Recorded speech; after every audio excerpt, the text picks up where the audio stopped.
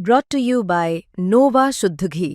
जब जब खाए दिल खुश हो जाए, सदियों का नोवा शुद्ध देसी घी, सपना स्वस्थ भारत का।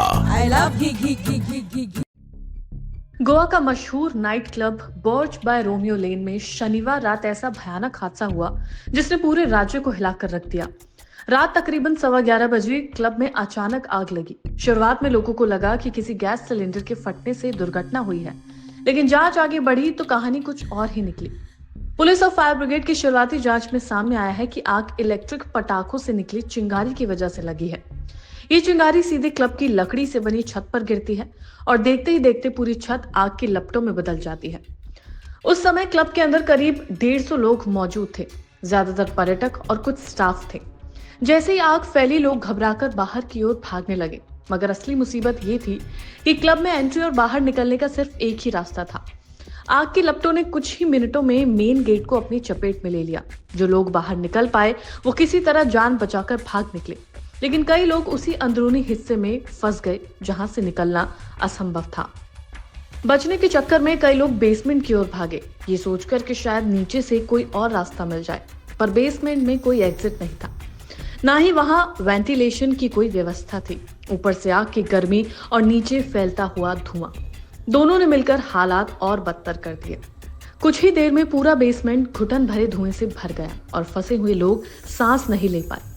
दम घुटने की वजह से 23 लोगों की दर्दनाक मौत हुई। जब आग पर काबू पाया गया तो पुलिस टीम मौके पर पहुंची तो बेसमेंट का नजारा दिल दहला देने वाला था। पुलिस को एक के ऊपर एक शव मिले। 2 शव तो सीढ़ियों पर थे, जिससे साफ पता चलता है कि आखिरी पलों में भी लोग बाहर निकलने की कोशिशें कर रहे थे, लेकिन धुआं और गर्मी ने उन्हें मौका ही नहीं दिया। 25 लोगों की इस हादसे में मौत हो गई। इनमें 5 पर्यटक थे और बाकी क्लब के स्टाफ में असम, पश्चिम बंगाल, झारखंड, महाराष्ट्र, उत्तराखंड, यूपी और नेपाल के लोग शामिल थे। ये लोग रोजगार की तलाश में गोवा आए थे, लेकिन इस हादसे में उनकी जान चली गई। हादसे के बाद गोवा पुलिस ने क्लब के दोनों मालिक सौरभ लूथरा और गौरव लूथरा पर गंभीर धाराओं में मामला दर्ज कर लिया है।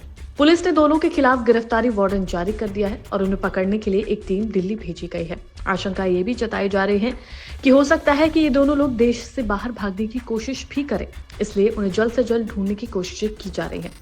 इसके अलावा क्लब के 4 कर्मचारियों को गिरफ्तार कर लिया गया है। इनमें chief general manager Rajeev Modak, gate manager Priyanshu Thakur, bar manager Rajveer Singhania और जनरल मैनेजर विवेक सिंह शामिल हैं। सरकारी जांच में यह भी सामने आया है कि क्लब में फायर सेफ्टी का लगभग कोई इंतजाम नहीं था, ना इमरजेंसी एग्जिट, ना अलार्म सिस्टम और ना ही अग्निशमक उपकरण।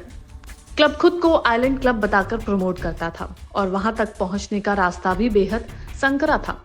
इसी वजह से जब आग लगी तो फायर ब्रिगेड की गाड़ियां क्लब से करीब 400 मीटर पहले ही रुक गई।